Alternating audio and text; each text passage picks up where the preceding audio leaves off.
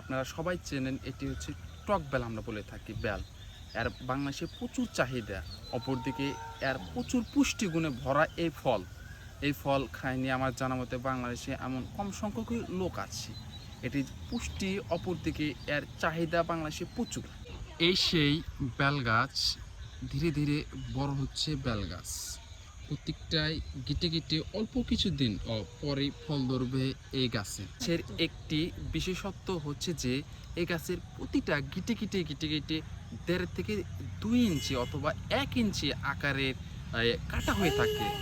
সেই ছোটোর সময় স্মৃতিগুলো মনে পড়ে গেলো। এই গাছের কাটা দিয়ে কাটা তোলা হয়েছিল এবং এটি যে প্রবাদ বাক্য, এটা একদম সত্য কথা। সেই কাটা যে পূর্বে আমি বলেছিলাম 1.5 থেকে 2 ইঞ্চি বা 1 ইঞ্চি হয়ে থাকে। প্রত্যেকটা গিটে গিটেই রয়েছে এই বেলের কাটা। প্রচণ্ড ধারালো হয়ে থাকে এই কাটাগুলো। এই বেল বাংলাদেশের প্রচুর পরিমাণ চাহিদা থাকে। বাড়ির আঙ্গিনায় বা ভিটায় একটি লাগালে একটি 50 থেকে 60 টাকা অথবা 100 টাকার দাম। 1 থেকে 1.5 বছর পর এই ফলন ধরা শুরু হয়।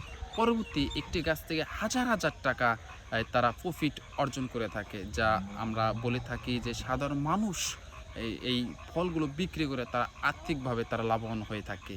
এটি বাংলাদেশের, আমি পূর্বে বলেছি, এটি প্রচুর চাহিদা এবং এর ভরপুর পুষ্টিগুণে ভরা।